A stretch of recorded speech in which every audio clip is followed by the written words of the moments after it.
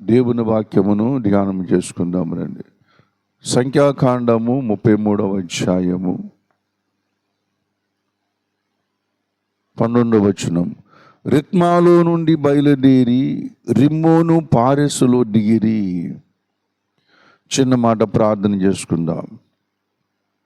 ప్రభునందు నాకు అత్యంత మిక్కిలి ప్రియమైనటువంటి వాళ్ళారా, ఇశ్రాయేలు యొక్క ప్రయాణపు యాత్ర మజిలీలులో దేవుడు ఆయా స్థలాలలో ఆయా రీతులుగా మరి అనేకమైనటువంటి విషయాలు బయలుపరుస్తూ ఉంటున్నాడు. గత దినమందు 15వ మజిలీలో వారు రిత్మా అనే స్థలములకు వచ్చి పసుపు పువ్వులు గల చెట్టు అనే భావమునిచ్చి ఆ రిత్మా అనుభవమును గురించి మనతో దేవుడు మాట్లాడుతూ ఉంటున్నాడు. ప్రభునందు ప్రియమైనటువంటి వాళ్ళరా, కనుక ఎందుకంటే అది శుభసూచకమని పసుపు అన్నిటిలో కూడా ఉపయోగించుకుంటాం. పసుపు లేకుండా ఏ పని చేయరు. మన భారతదేశంలో పసుపు లేకుండా ఏ పని చేయరు. ఏ శుభకార్యానికైనా ఏ కార్యక్రమానికైనా సరే మొట్టమొదటిగా మరి ఆహారంలో ఉపయోగించిన మన యొక్క మరి కార్యక్రమాల్లో, విందులలో, మరి వివాహాల్లో, అలాగే ప్రతి దాంట్లో కూడా గృహప్రవేశంలో ప్రతి దాంట్లో కూడా పసుపుని ఉపయోగిస్తూ ఉంటారు. దేవుడు చెబుతూ ఉంటున్నాడు అక్కడ. కాబట్టి ఇంత శుభసూచకమైనది తాజా ప్రారంభాల గురించి మరి దర్శనమిచ్చి ప్రారంభం ఉపయోగించి పసుపు గురించి కొన్ని విషయాలు నేర్చుకున్నాం. దాని గురించి దేవుడు చేయబోతున్నటువంటి పెళ్లి గురించి, దేవుడు జరిపించబోతున్న వివాహం గురించి, దేవుడు నిర్మించబోతున్న నగరమును గురించి, దేవుడు నిర్మిస్తున్నటువంటి మందిరమును గురించి కొన్ని విషయాలు మనం నేర్చుకున్నాం. ఈ సమయంలో రిమ్మోను పారెసు అనే అనుభవంలోనికి దేవుడు నడిపిస్తూ ఉంటున్నాడు. ప్రతి స్థలంలో కూడా దేవుడు ఇశ్రాయేలు ప్రజలకు మరి ఎన్నో సంగతులు నేర్పుతూ ఉంటున్నాడు. ఆయన మరి నిగూఢమైనటువంటి విషయాలను, గ్రహింపలేని గొప్ప సంగతులను ఆయన మనకు తెలియజేసేవాడని లేఖనం మనకు తేటగా తెలియజేస్తూ ఉంటున్నది. ప్రభునందు ప్రియమైనటువంటి వాళ్ళన, కాబట్టి ఈ నిగూఢమైన సంగతులను దేవుడు మనకు చేస్తున్నటువంటి ప్రతి అనుభవాన్ని కూడా మనం చాలా జాగ్రత్తగా మనము ధ్యానం చేసుకోవాలి, ఆలోచన చేయాలి. ఒక్కొక్క స్థలములో, ఒక్కొక్క దినమందు, ఒక్కొక్క సంవత్సరం ముందు కొన్ని ప్రత్యేకమైనటువంటి పరిస్థితులు ఉండగా దేవుడు మనల్ని నడిపిస్తూ ఉంటాడు. కానీ ఏ పరిస్థితి వచ్చినప్పుడు కూడా ఒకటి మన ధైర్యం ఏంటంటే, దేవుడు మన చెయ్యి విడిచిపెట్టాడు. ఆయన మనతోనే ఉన్నాడు, ఆయన మనలోనే ఉన్నాడు. ఆయన మన బాధలు పంచుకున్నటువంటి వాడు, మనకు సమీప బంధువుడు, మన స్నేహితుడు అనే సంగతులు ఎప్పుడు కూడా మనం మర్చిపోకూడదని మీకు నేను మనవి చేస్తూ ఉంటున్నాను. ప్రభునందు ప్రియమైనటువంటి వాళ్ళరా, ఈ రిమ్మోను పారెసు అనే స్థలములో దేవుడు మనకు నేర్పుతున్నటువంటి అనుభవమును గురించి కూడా కొద్ది ధ్యానము చేసుకుందాం. ఈ రిమ్మోను పారెసు అనే మాటకు అర్థం ఏమిటంటే, ఈ రిమ్మోను పారెసు అనే మాటకు అర్థం ఏంటంటే దానిమ్మ పండు లేక ఉరుమువాడు అని అర్థం వస్తూ ఉంటున్నది. దానిమ్మ పండు లేక ఉరుమువాడు అని అర్థం వస్తూ ఉంటున్నది. దేవుని బిడ్డలారా, దానిమ్మ పండు అనేకమైన చిహ్నాలలో ఒకటి. దానిమ్మ పండు అనేకమైనటువంటి చిహ్నాలలో ఒకటిగా కనబడుతూ ఉంటున్నది.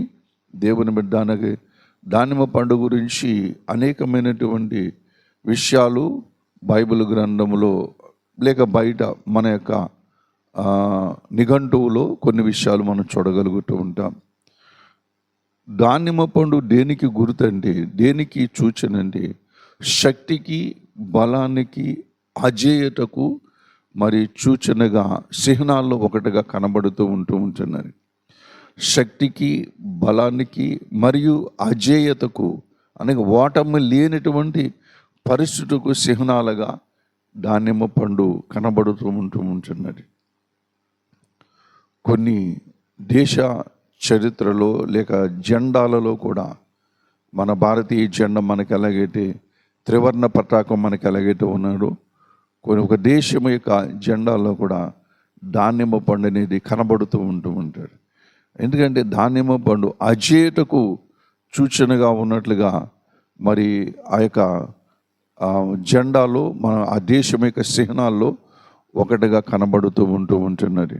ప్రభునందు ప్రియమైనటువంటి వాళ్ళరా, లేక ఉరుమువాడు అంటే గర్జించువాడు అన్నమాట.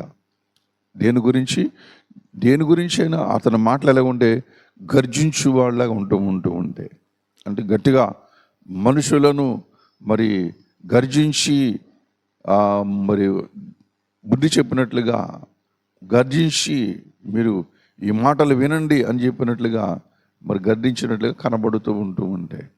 ఈ యొక్క రిమ్మోను పారెసు అనే అనుభవంలో దేవుని బిడ్డలారా, దేవుడు మనకు చెబుతూ ఉంటున్నాడు.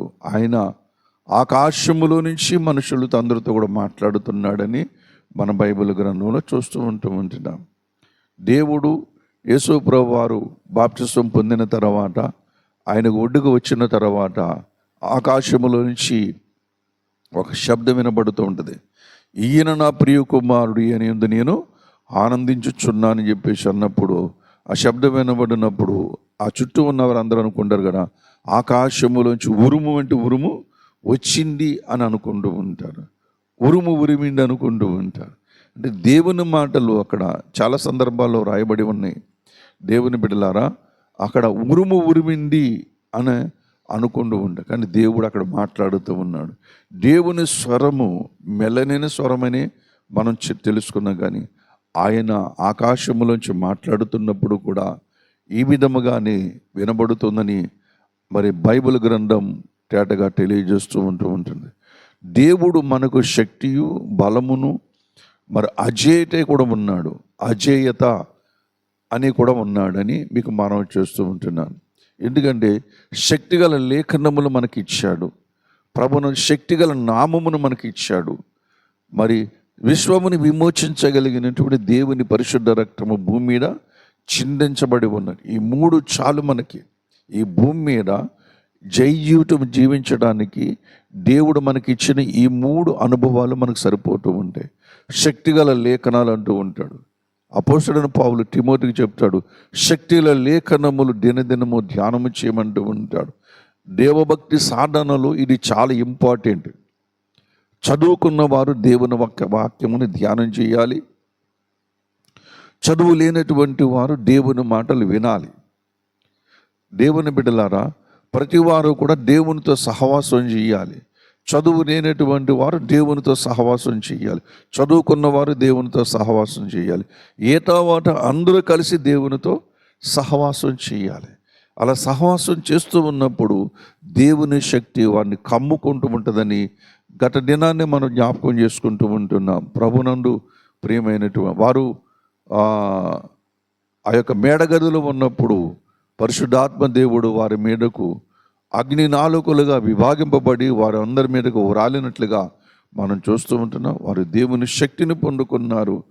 దేవుని శక్తిని పొందుకుని పిరికివాడైనటువంటి చంచల మనస్కుడైనటువంటి పేతురు ధైర్యంగా లేచి దేవుని లేఖనాలు మాట్లాడుతూ ఉంటున్నాడు. దేవుని సువార్త ప్రకటిస్తూ ఉంటున్నాడు. ఆ లేఖనాలు శక్తిగల లేఖనాలతో మాట్లాడుతున్నప్పుడు వారు అందరూ హృదయాలు గుర్చబడినటువంటి వాయి. ఒకే దినమంద వాళ్ళు మారు మనసు పొంది రక్షణ పొందుటకు మేమేమి చేయవాలని చెప్పేసి పేతురును అడుగుతున్నట్లుగా మరి లేఖనాల అపొస్తలుల కార్యములో మనం చూడగలుగుతూ ఉంటున్నాం. అందుకనే ప్రతి ఒక్కరూ కూడా దేవుని దగ్గర దేవుని కార్యాలు చెయ్యాలి. దేవుని కొరకు నేను వాడబడాలి. నా కుటుంబము నేను యెహోషువ కుటుంబం వలె దేవుని సేవించాలి, దేవుని కొరకు బ్రతకాలి, దేవుని ఎదగాలి అనుకున్న ప్రతి ఒక్కరూ కూడా దేవుని బిడ్డలారా, దేవుని శక్తిని పొందుకొనుటకై దేవుని వాక్యము దగ్గర ఉండాలి, ప్రార్థన గదిలో ఉండాలి. దేవునితో మన సంబంధాలు, మన సత్సంబంధాలు దేవునితో ఎల్లప్పుడూ కూడా మనకు ఉండాలని నేను మీకు మనవి చేస్తూ ఉంటున్నాను. అప్పుడు దేవుని శక్తి మనం పొందుకుంటాం. ఎందుకంటే దేవుని శక్తి మనకు ఉన్నప్పుడు ఈ లోకమును మనము లెక్క చెయ్యము. ఈ లోకము లెక్క చేయనప్పుడు దేవుని కార్యము దేవుని కార్యముల మీద మన మనసు ఉన్నప్పుడు దేవుడు నీ జీవితమును అనేకులకు దీవెనకరముగా ఆశీర్వాదకరముగా మలుస్తాడని చెప్పేసి నేను మీకు మనవి చేస్తూ ఉంటున్నాను. బైబిల్ గ్రంథములో అనేక మంది ఏమీ లేని వారు అయినప్పటికీ కూడా అందరికీ కూడా భోజనాలు పెట్టినట్లుగా మన బైబిల్ గ్రంథంలో చూస్తూ ఉంటున్నాం.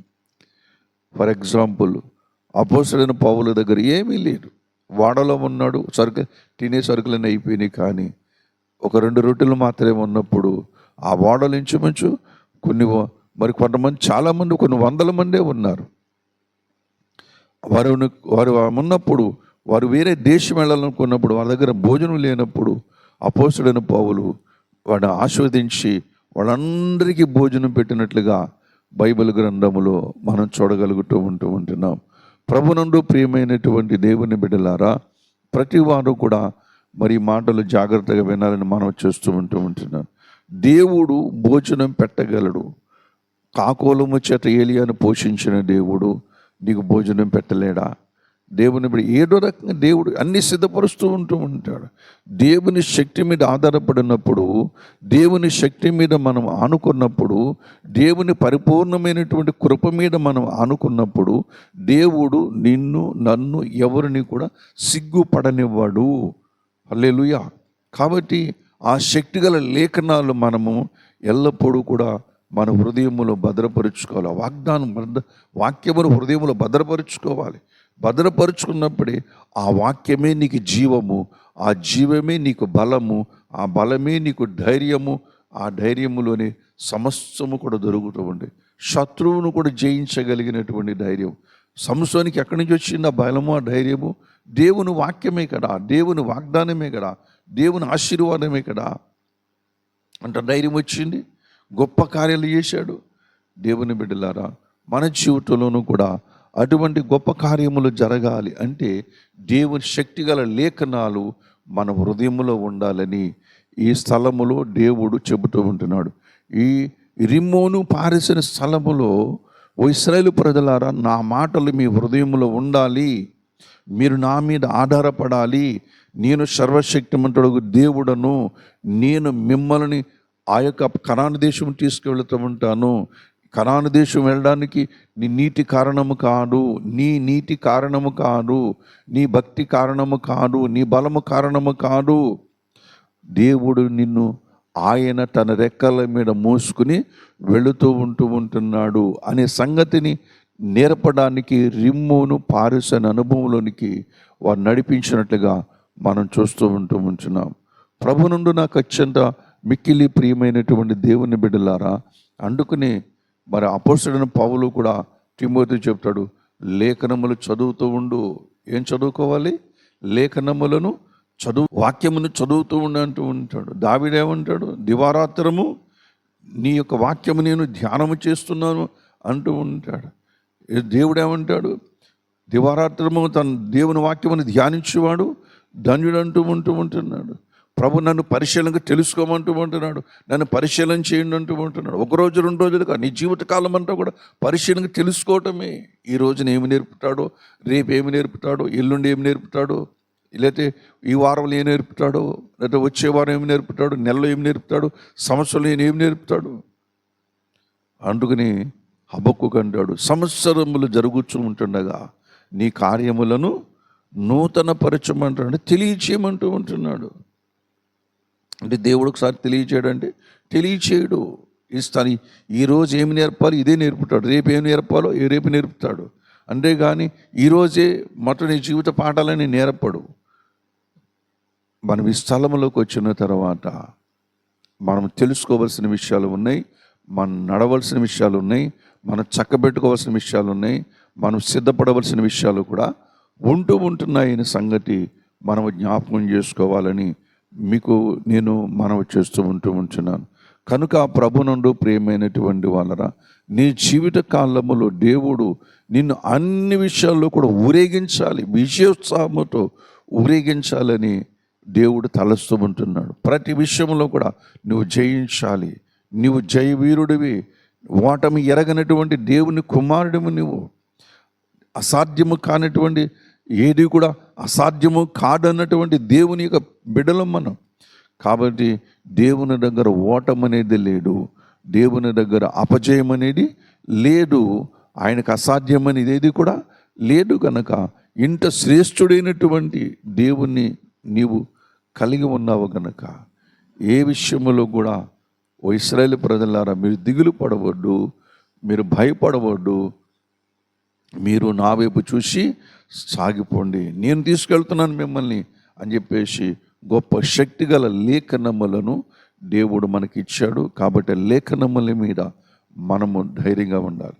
ప్రభునందు ప్రియమైనటువంటి వాళ్ళరా, ధైర్యముగా ఉండాలని మనము చేస్తూ ఉంటున్నాను. ప్రతి విషయంలో కూడా దేవుడు నేర్పుతున్నప్పుడు మనం నేర్చుకోవాలి దేవుని బిడ్డలారా. అలాగే మార్కు సువార్తలో ఒక సంగతి మీకు నేను జ్ఞాపకం చేస్తూ ఉంటాను. 3వ అధ్యాయము 17వ వచనాన్ని నేను చదువుతున్నాను, శ్రద్ధగా ఆలకించండి. జబదయి కుమారుడు యాకోబు, అతని సహోదరుడు యోహాను, వీరిద్దరికి ఆయన బోయనెర్గెస్ అను పేరు పెట్టెను. దేవుని బిడ్డలారా, బోయనెర్గెస్ అనగా ఉరిమెడు వారని అర్థము. యేసు ప్రభువు వారి శిష్యులు 12 మంది ఉండగా ఆ 12 మందులు ఇద్దరు కూడా ఎప్పుడు కూడా యేసు ప్రభువు వారికి దగ్గరగా ఉంటూ ఉండేవారు. అందరి శిష్యుల కంటే, ఆ శిష్యులను అందరికంటే, ఆ శిష్యులు 12 మంది శిష్యులు అందరికంటే యేసు ప్రభు దగ్గరగా ఉండేది ఎవరంటే యోహాను. యోహానికి దేవుడు అంటే యేసు ప్రభుని ఎంత ధైర్యం అంటే ఎవరి దగ్గరికి వెళ్ళినా సరే గట్టిగా మాట్లాడగలడు. ఈయన రక్షకుడు, ఈయన విమోచకుడు, ఈయన దేవుని కుమారుడు అని గట్టిగా మాట్లాడగలడు. అంటే మాట్లాడితే ఉరుమునట్లుగా ఉంటుందన్నమాట అండి. అంటే ఏ విధమైన సంశయం లేకుండా, ఏ విధమైన భయం లేకుండా, ఏదో బెదిరి లేకుండా మాట్లాడుతూ ఎందుకని మాట్లాడుతూ ఉంటాడు. ఎందుకంటే దేవునికి దగ్గరగా అతి సమీపముగా ఉన్నటువంటి వాడు.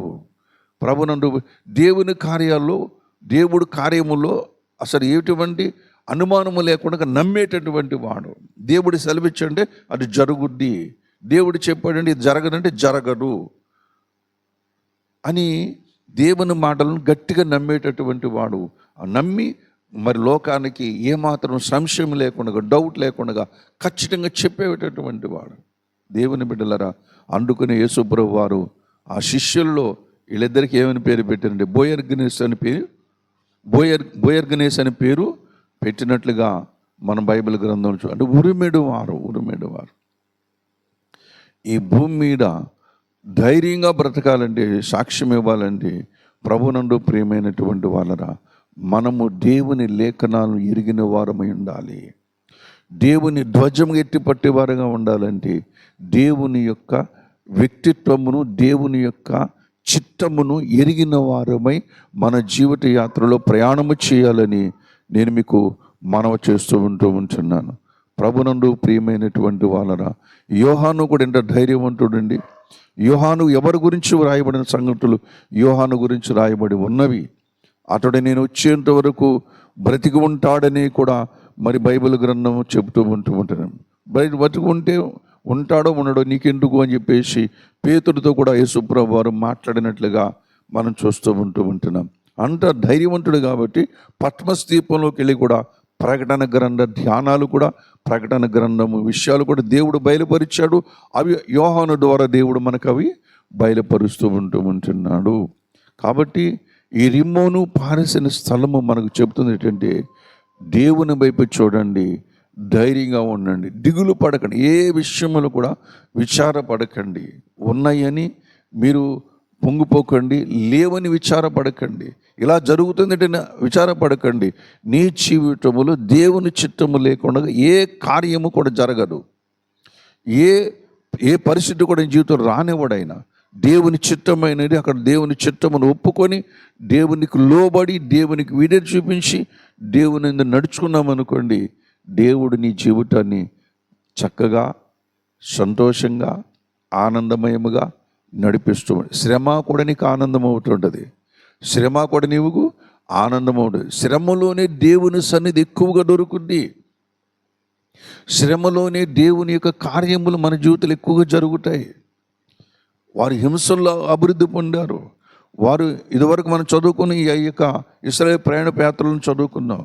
ఐగుప్తు దేశంలో ఉన్నటువంటి రాజు ఆ ప్రజలు అధికారులు ఎక్కువ హింస పెట్టేవారు, శ్రమ పెట్టుకున్నది ఇశ్రాయేలు ప్రజలు అభివృద్ధి పొందారని, వర్ధిల్లారని గత కాలంలో మనం మరి ఈ యొక్క యాత్ర అనుభవాల్లో ఒక స్థలములో మనం నేర్చుకుని ఉంటున్నాం. కాబట్టి ప్రభునందు ప్రియమైనటువంటి వాళ్ళ శ్రమలు మనకు మరి ఎరువు లాంటివని ప్రతి ఒక్కరూ కూడా తెలుసుకోవాలి. చాలామంది భక్తులు ఉన్నారు, శ్రమలు ఎరువు లాంటివి. ఆ శ్రమలోనే వాళ్ళందరూ కూడా మరి వర్ధిల్లినట్లుగా మనం చూస్తూ ఉంటున్నాం. ఎన్నో శ్రమల మధ్య మరి వర్ధిల్లినట్లుగా మనం చూస్తూ ఉంటున్నాం. ప్రభుని పిఎం సామ్యూయల్ గారు వారి జీవితం ఎన్నో శ్రమలు అనుభవించారు. కానీ వారి పరిచర్య మరి ప్రపంచవ్యాప్తంగా దేశాల్లో కూడా ఉన్నది. కేరళకు సంబంధించినటువంటి పిఎం సామ్యూయల్ గారు ప్రభునందు ప్రియమైనటువంటి, అలాగే పరంజ్యోతి గారు మరి వారి పరిచర్య కూడా ఎన్నో శ్రమలతో వెళ్ళింది. కానీ ఈనాడు మరి దేశవ్యాప్తంగా ఆ పరిచర్య విస్తరిస్తూ ఉంటున్నట్లుగా మనం చూస్తూ ఉంటున్నాం. అలాగే సాధు సుందర్ సింగ్ గారు ఎన్నో శ్రమలు, ఆ శ్రమల్లోనే వాళ్ళు వర్ధిల్లారు. ఎన్ని శ్రమలండి!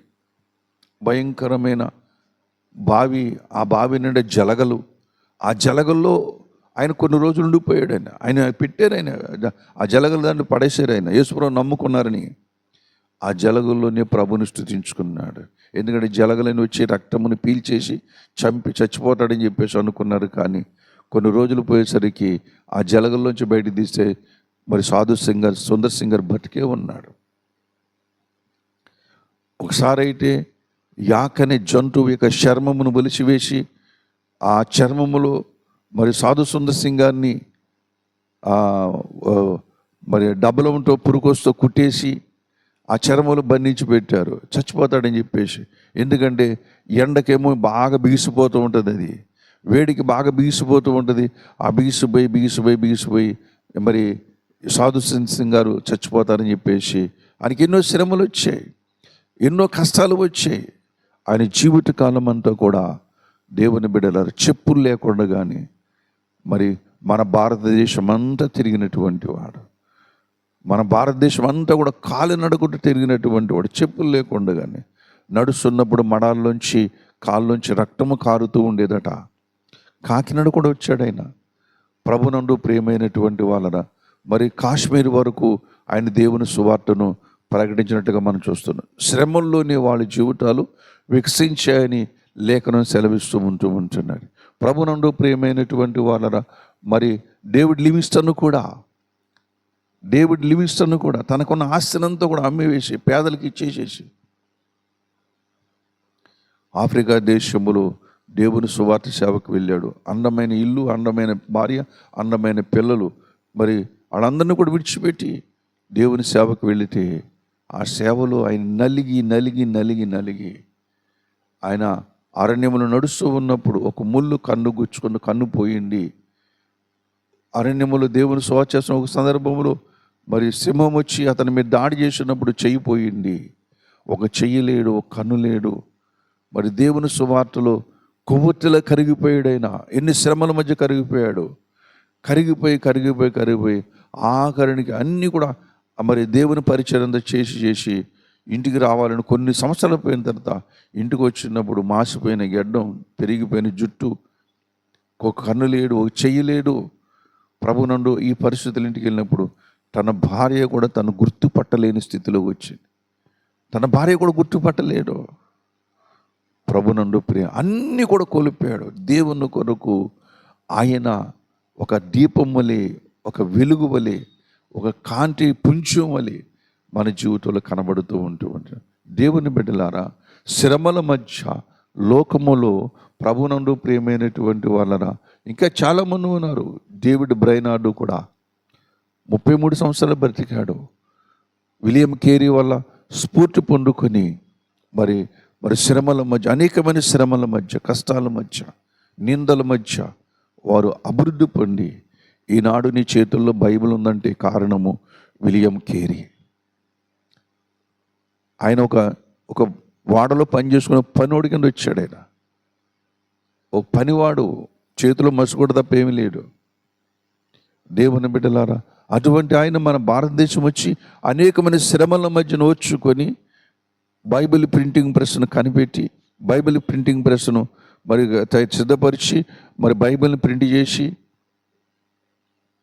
అనేకమైన కార్యక్రమాలు అనేకసార్లు ఆయన చేస్తున్న ఈ యొక్క ప్రింటింగ్ ప్రెస్ కూడా తగలబడిపోయింది.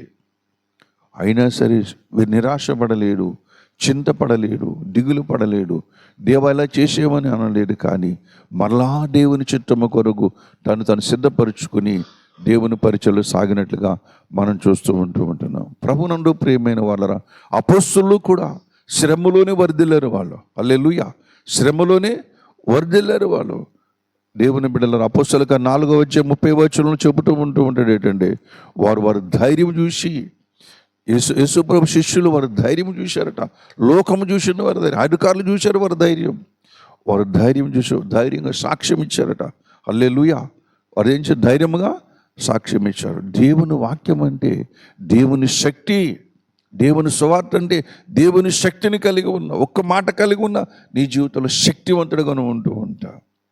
దేవుని బిడ్డలారా, ఆ రోమపత్రికలో చెబుతూ ఉంటాడు, 1 అధ్యాయం 16 ఇది దేవుని శక్తి ఉంటూ ఉంటాడు సువార్త గురించి. రక్షించబడుతున్న మనకు దేవుని యొక్క శక్తి అని నిరూపితమవుతూ ఉంటున్నది.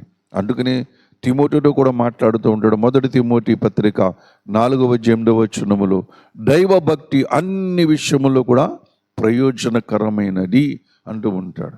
కాబట్టి దేవభక్తి విషయంలో నీకు నీవే సాధకము చేసుకోమంటూ, అంటే దానికి నువ్వు అప్పచెప్పుకో, అది నిన్ను నడిపిస్తూ ఉంటుంది.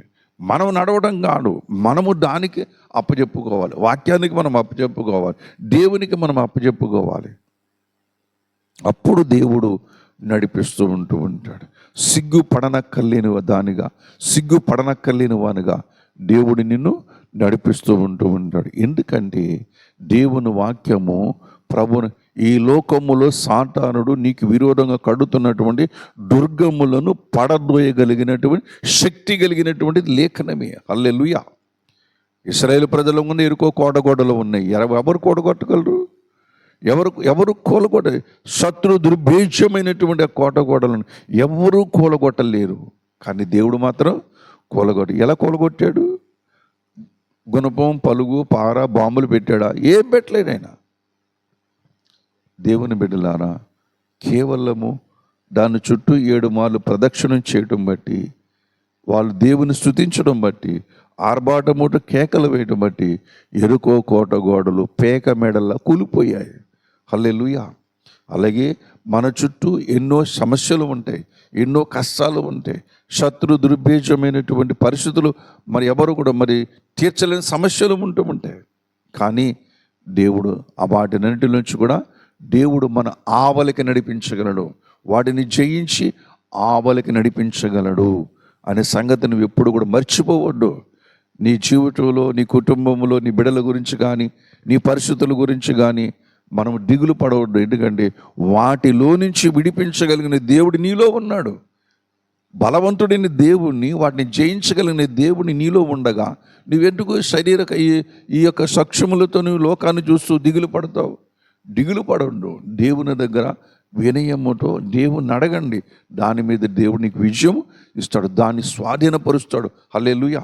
దేన్నైతే నువ్వు ఆశిస్తున్నావు, ఏది జరగాలని నువ్వు అనుకుంటూ ఏమి కావాలని కోరుకుంటూ ఉంటున్నావు, ఏమి జరిగితే నాకు బాగుంటుందని ఆశిస్తూ ఉంటున్నావు, అది దేవుని చిత్తమును బట్టి దేవుడు నీకు దాన్ని స్వాధీనపరుస్తూ ఉంటాడు.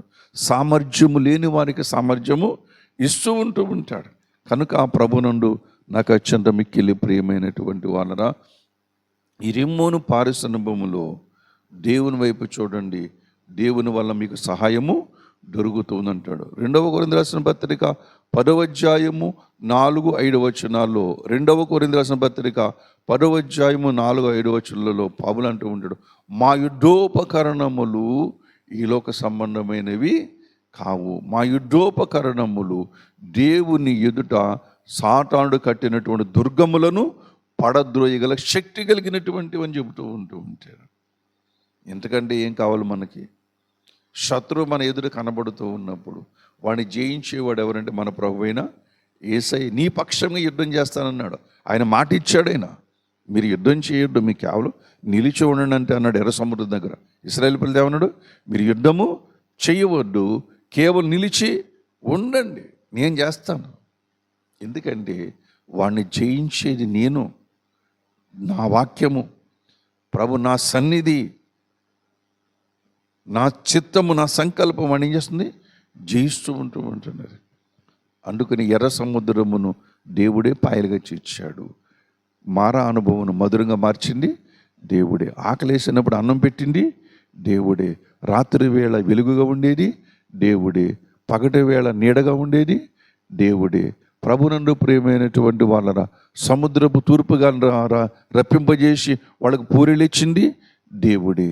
ప్రభునందు ప్రియమైనటువంటి వాళ్ళ మధురమైనటువంటి భోజనం పెట్టింది కూడా దేవుడే.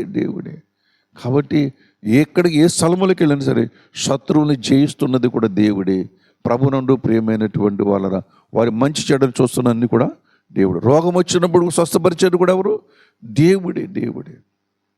కాబట్టి ఆ దేవుని వైపు చూడండి. ప్రభునందు ప్రియమైనటువంటి వాళ్ళ గొప్ప కార్యాలు దేవుని జీవితాలు జరుగుతూ ఉంటాయి. ఎఫెసీయులకు రాసిన పత్రిక 6:12 ఎఫెసీయులకు రాసిన పత్రిక 6:12 మనం పోరాడినది శరీరులతో కాదు అంటుంది. మరి ఎవరితో? దుష్టాత్మల సమూహముతో, అంధకార శేకడ శక్తులతో నీ చుట్టూ ఉన్నవి.